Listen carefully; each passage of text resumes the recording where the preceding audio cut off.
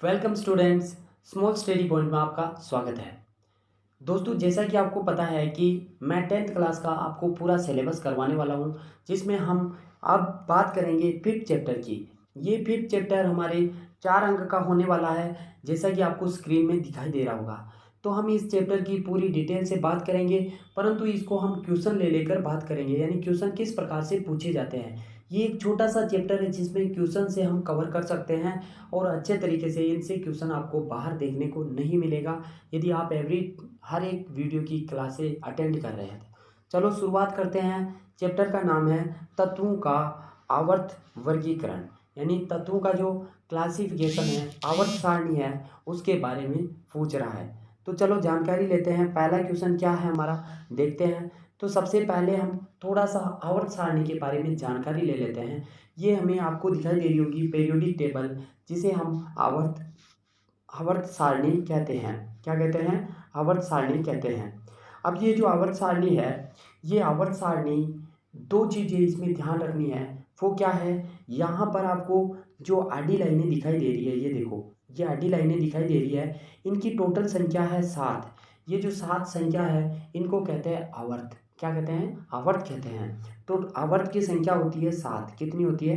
7 आवर्त होते हैं। और ये जो खड़ी लाइनें दिखाई दे रही है आपको, इन टोटल खड़ी जो लाइनें हैं, इनकी संख्या होती है 18। कितनी होती है? 18। जैसा कि आपको यहाँ पर शो हो रही होगी, 18 इनकी संख्या होती है। तो इनको कहते हैं समूह या फिर वर्ग। ऐसा क्वेश्चन पूछा जाता है कि आवर्त पीरियोडिक टेबल में, आवर्त सारणी में वर्गों की संख्या या समूह की संख्या कितनी होती है और आवर्तों की संख्या कितनी होती है, तो आप आराम से बता सकते हैं। इसके अंदर आप फिर ये क्वेश्चन करोगे कि सर ये नीचे 2 लाइनें और भी तो है, इनको क्यों कंसीडर नहीं किया गया? इनको इसीलिए कंसीडर नहीं किया गया क्योंकि ये दोनों यहाँ से निकली हुई है। इनकी जो जगह है ना, वो यहाँ से उठाकर इनको यहाँ रख दे फिर भी चलेगा, क्योंकि इनके थोड़े गुण अलग होते हैं, इसीलिए इनको अलग रखा गया। यहाँ पर आपको पता हो तो 4 प्रकार के तत्व पाए जाते हैं इसमें, जिसे ब्लॉक कहते हैं, एस ब्लॉक, पी ब्लॉक, और इसे डी ब्लॉक कहते हैं, और इसे नीचे वाले को एफ ब्लॉक कहते हैं। बस इतना सा अपने को जानकारी रखनी है, ज़्यादा लेंथी नहीं समझना है। चलो देखते हैं कि पहला क्वेश्चन क्या है। पहले क्वेश्चन के ऊपर आ जाते हैं। जो हमारा अगला क्वेश्चन है वो है, आधुनिक आवर्त सारणी में टेढ़ी मेढ़ी रेखाएं क्यों खींची गई है? देखो यहाँ पर आपको दिखाई दे रही होगी, ये जो टेढ़ी मेढ़ी रेखा दिखाई दे रही है ना, इसके बारे में बात कर रहा है। ये टेढ़ी रेखा क्यों है, देखते हैं। आधुनिक जो आवर्त सारणी है उसमें एक टेढ़ी मेढ़ी रेखा है जो कि धातु अधातुओं को अलग करती है। इस रेखा में आने वाले धातु उपधातु या अधातु कहलाते हैं, जिसे boron, silicon, germanium, arsenic, antimony और टेलुरियम, पोलोनियम, ये सारे के सारे तत्व क्या कहलाते हैं? उपधातु कहलाते हैं या फिर अर्धधातु कहलाते हैं। अर्धधातु जैसे ये धातु क्या है कि धातु क्या होते हैं? जो विद्युत धारा को जाने देते हैं, विद्युत धारा को जाने देते हैं। ये क्या करते हैं? विद्युत धारा को जाने तो देते हैं, परंतु बहुत कम मात्रा में जाने देते हैं। जैसे आपने मोबाइल देखा होगा, फ़ोन जो होता है ना हमारा, उस फ़ोन के अंदर क्या यूज होता है? ये जो जितने भी उपधातु है, ये फ़ोन के अंदर यूज होते हैं, क्योंकि फ़ोन को बहुत कम इलेक्ट्रिसिटी चाहिए, बहुत कम मात्रा में उसको विद्युत चाहिए, तो उसमें बहुत मात्रा में सिलिकॉन का उपयोग किया जाता है, सिलिकॉन का उपयोग। ठीक है, ये चीज़ उपधातु आपको समझ में आ गया होगा। बोरोन, सिलिकॉन, जर्मेनियम, आर्सेनिक, सबमनी और टेलुरियम और पोलोनियम, ये सारे के सारे क्या है? उपधातु या अर्धधातु है। चलो अगला क्वेश्चन देखते हैं। अगला क्वेश्चन है हमारा, एक वर्ग में ऊपर से नीचे जाने पर परमाणु का आकार में क्या होता है? बढ़ता है, तो क्यों बढ़ता है? तो देखो कि इस क्वेश्चन का आंसर करते हैं अपन। एक वर्ग यानी समूह में ऊपर से जब नीचे जाते हैं, यानी ऊपर से जब नीचे जाते हैं तो कोष जुड़ जाता है। कोष जुड़ने का मतलब क्या है? जैसे कोई यहाँ पर ये देखो, जैसे बी, ये लिथियम लेते हैं, एक लिथियम है, और लिथियम के बाद में क्या है? सोडियम है, ये सोडियम है। आपको पता है कि लिथियम में इलेक्ट्रॉनों की संख्या होती है 3। कितनी होती है? 3। तो पहली कक्षा होती है, इसमें इलेक्ट्रॉनों की संख्या कितनी फिल कर देंगे? 1 2। कितने इलेक्ट्रॉन भर दिए इसमें? 1 और 2। अब जो दूसरी कक्षा होती है, इसमें इलेक्ट्रॉनों की संख्या कितनी भरेंगे? क्योंकि लिथियम में 3 ही होते हैं, तो यहाँ पर हम 3 कंप्लीट कर देंगे। परंतु जो सोडियम है इसके बाद में आया, यानी ऊपर से नीचे आया है, तो इसके सोडियम के इलेक्ट्रॉनों की संख्या टोटल होती है 11। कितनी होती है? 11। तो पहले वाले जो कक्षक है इसमें इलेक्ट्रॉनों की संख्या बनेंगे 1 और ये 2। अब जो दूसरी कक्षा और बनानी पड़ेगी, इसमें टोटल इलेक्ट्रॉनों की संख्या हम फिल कर देंगे 1 2 3 4 5 6 7 और 8। देखो अभी भी इसमें है ना, मैंने 10 इलेक्ट्रॉन भर दिए, परंतु सोडियम के पास तो 11 इलेक्ट्रॉन है, 1 इलेक्ट्रॉन और भरना है। तो यहाँ पर मेरे को क्या करना पड़ेगा, एक कक्षक और लेना पड़ेगा, यानी एक राउंड और लेना पड़ेगा, जिसे हम कक्षक या फिर ऑर्बिट कहते हैं। ये एक और कक्षा ली और इसके अंदर सोडियम का 1 इलेक्ट्रॉन भर दिया। तो देखो यहाँ पर है ना, एक कक्षा और आने की वजह से इसका आकार क्या हो गया, बढ़ गया, इसका आकार बढ़ गया। तो इस प्रकार का क्वेश्चन पूछा जाता है कि जो ऊपर से नीचे जाने पर जो परमाणु होता है इसका आकार क्यों बढ़ जाता है। और छोटा सा क्वेश्चन ये भी पूछा जाता है कि ऊपर से नीचे जाने पर परमाणु का आकार में क्या अंतर, यानी क्या डिफेक्ट पड़ता है या क्या फर्क पड़ता है। ठीक है, तो ये क्वेश्चन भी आप जवाब दे देना। एक क्वेश्चन और पूछा जाता है, क्या पूछा जाता है, जो पीरियोडिक टेबल है, आवर्त सारणी है, उसमें बाएं से दाएं जाने पर परमाणु के आकार में क्या फर्क पड़ता है। जो परमाणु का आकार है उसमें क्या फर्क पड़ेगा, इधर से जब इधर जाते हैं तो ये कक्षा तो नहीं बदलती है। देखो अगर ये लिथियम है, इस लिथियम के बाद क्या आया, बेरिलियम। क्या आया, बेरिलियम। तो यहाँ पर देखिए कि कक्षा तो नहीं बदल रही है, परंतु यहाँ पर क्या हो रहा है, इलेक्ट्रॉन बढ़ रहा है, इलेक्ट्रॉन बढ़ रहा है। तो आपको पता है कि बीच में क्या होता है, प्लस चिन्ह होता है, पॉजिटिव होता है, जिसे प्रोटॉन कहते हैं, और चारों ओर इलेक्ट्रॉन चक्कर लगाते हैं। कौन लगाते हैं, इलेक्ट्रॉन चक्कर लगाते हैं। तो यहाँ पर इलेक्ट्रॉन भरे हुए हैं, इलेक्ट्रॉन जितने ज़्यादा भरेंगे वो क्या करेंगे, ये कक्षा अंदर की ओर खींचेगी, यानी खींचेगी। किसी जो चारों ओर अगर इलेक्ट्रॉन हम भरेंगे, यहाँ पर 2 इलेक्ट्रॉन भरे, ठीक है, और तीसरी कक्षा में हमने यदि 1 इलेक्ट्रॉन भरा है तो ये थोड़ा कम खींचेगा। परंतु जैसे ही हम अगला तत्व Ba लेंगे, इसके अंदर तो ये 4 नंबर पे आता है, तो 4 इलेक्ट्रॉन होंगे, तो इसके लिए हम 1 इलेक्ट्रॉन और ज़्यादा भरेंगे, तब ये खिंचाव ज़्यादा उत्पन्न करेगा, और खींचने की वजह से क्या होगा, यहाँ पर जो आकार है वो छोटा हो जाएगा। तो बस इतना सा याद रखना है कि बाएं से दाएं जाने पर परमाणु का आकार घटता है। क्या होता है, घटता है, परंतु ऊपर से नीचे जाने पर परमाणु का आकार बढ़ता है। चलो अगला क्वेश्चन देखते हैं। अगला क्वेश्चन क्या है, तो अगला क्वेश्चन है अपना, उत्कर्ष गैस को अलग समूह में क्यों रखा गया। उत्कर्ष गैस कौन सी, ये उत्कर्ष गैस कहलाती है। ये जो 18वां हमारा वर्ग है, इसमें जितनी भी गैसें आती है, जितने भी तत्व है, ये सारे के सारे क्या कहलाते हैं, उत्कर्ष गैस कहलाते हैं। इनको अलग क्यों रखा गया, थोड़ा सा पढ़ लेते हैं। उत्कर्ष गैस जैसे कि हीलियम, नियोन, ये देखो helium, neon, argon, krypton, xenon सबसे अधिक क्रियाशील होते हैं। ये बहुत ज़्यादा रिएक्टिव होते हैं। क्या होते हैं, बहुत ज़्यादा निष्क्रिय होते हैं, अक्रियशील होते हैं। ये किसी से क्रिया नहीं करते हैं। क्यों नहीं करते हैं, देखो हीलियम का 2 इलेक्ट्रॉन होते हैं। देखो पहली कक्षा में हीलियम लिखा मैंने, पहली कक्षा में क्या करेंगे, दोनों इलेक्ट्रॉन भर दिए। अब ना तो इसको देने की जरूरत है और नहीं लेने की जरूरत है, इसीलिए ये क्या करेगा, किसी से रिएक्शन नहीं करेगा। अब इसकी जगह अगर मान लो लिथियम होता, तो लिथियम के 1 इलेक्ट्रॉन ज़्यादा है, तो वो कहेगा भाई साहब 1 इलेक्ट्रॉन को तुम ले जाओ, कि मैं भी है ना फिर कक्षा में फिक्स हो जाऊँ, यानी 2 इलेक्ट्रॉन मस्त हो जाऊँ। परंतु ये क्या करते हैं, इलेक्ट्रॉन किसी से देते लेते नहीं है, इसीलिए अक्रिय होते हैं। ऐसे ही नियोन को देखोगे आप, 10 नंबर पे आता है, पहली कक्षा में 2 भरेंगे और दूसरी कक्षा में 8 भर देंगे। 8 भरने की वजह से इसके भी इलेक्ट्रॉनों की संख्या पूरी हो जाएगी और ये भी किसी से क्रिया नहीं करेगा, अष्टक पूरा हो जाएगा। इसी प्रकार से ये क्या करते हैं, एक निष्क्रिय होते हैं। और इन तत्वों की जो खोज है ना, काफ़ी समय बाद में हुई थी, इसीलिए लास्ट में रख दिया।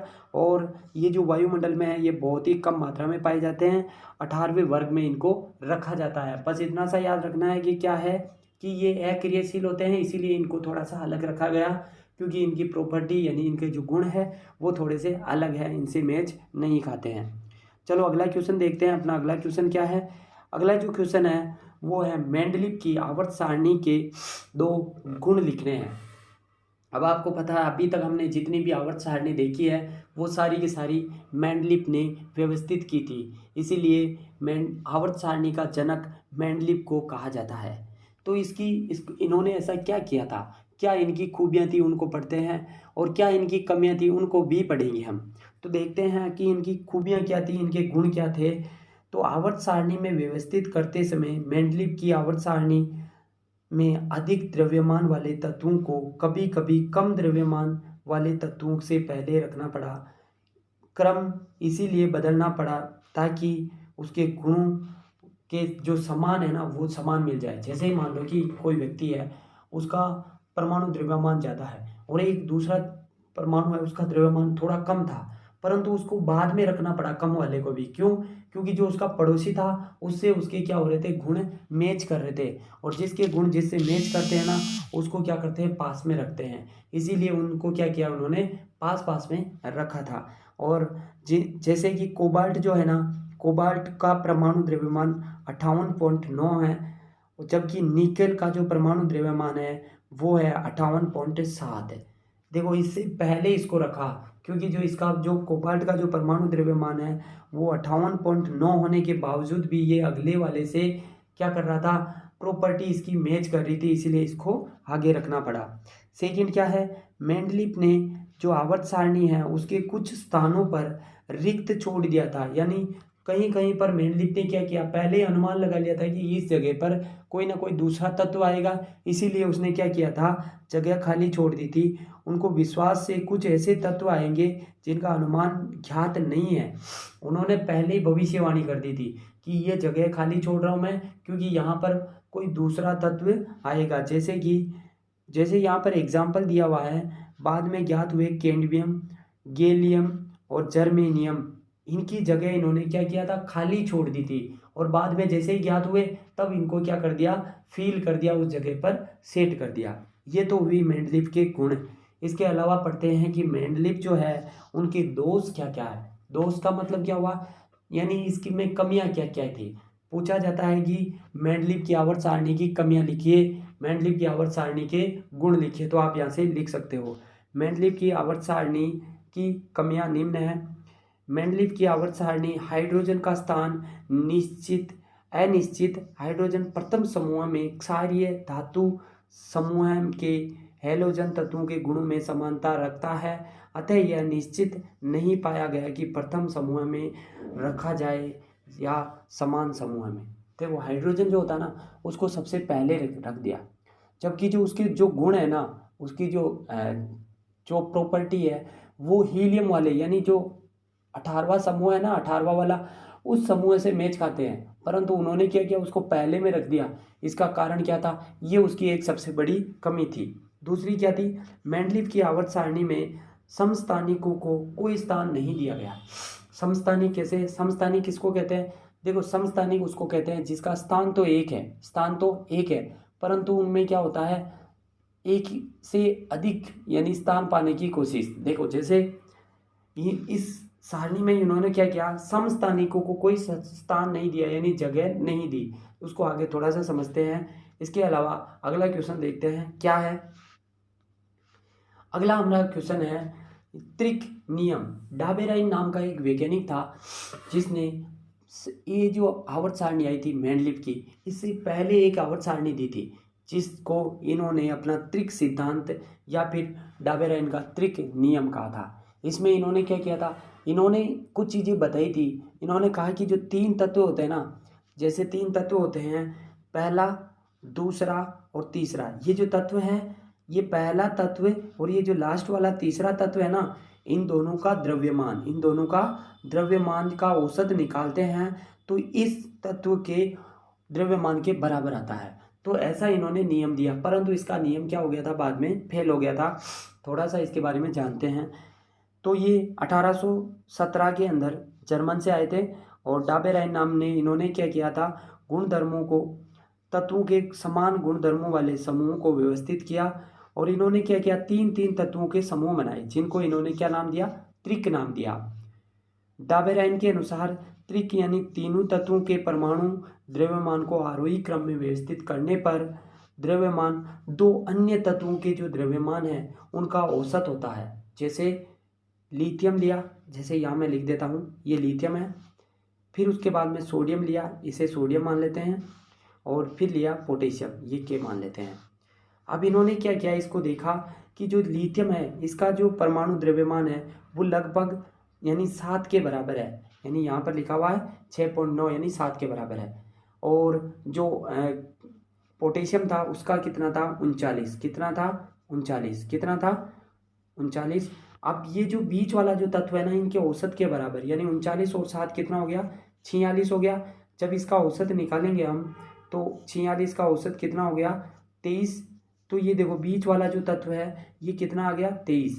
ऐसे जोड़े बनाए थे इन्होंने, उसको त्रिक नाम दिया, परंतु ये जो नियम है ना ये ज़्यादा टाइम तक इनके नहीं चल पाया, इसीलिए फिर उन्होंने ये जो नियम है इसको फेल कर दिया। दोस्तों आशा करता हूँ कि यहाँ तक आपको ये वीडियो समझ में आया होगा। ये जो क्वेश्चन है ना इनमें से आपको 100% गारंटी देता हूँ 1 या 2 क्वेश्चन आपको एग्जाम में देखने को ज़रूर मिलेंगे। और आप इन क्वेश्चन को एक बार समझ में आता तो ठीक है, नहीं तो दोबारा देखिए, क्योंकि ये बहुत इंपॉर्टेंट क्वेश्चन है। और ऐसे क्वेश्चन मैंने इसीलिए निकाल के लाया हूँ क्योंकि आपका ये चैप्टर है ना अच्छे तरीके से आपकी तैयारी हो सके। थोड़ा सा गला मेरा बैठा हुआ आज थोड़ा साथ नहीं दे रहा है, फिर भी मैंने सोचा कि आपको क्लास दूं, इसीलिए मैं ये क्लास लेके आया हूँ। ठीक है, आशा करता हूँ दोस्तों कि आपको ये वीडियो पसंद आया होगा, और वीडियो पसंद आया है तो अपने दोस्तों के साथ शेयर कीजिए और वीडियो को लाइक कीजिए। एक छोटा सा कमेंट ज़रूर करना ताकि मैं भी समझूँ कि मेरा कुछ पढ़ाया हुआ आपको समझ आ रहा है। थैंक यू दोस्तों, मिलते हैं नेक्स्ट वीडियो में, तब तक के लिए जय हिंद, बाय बाय।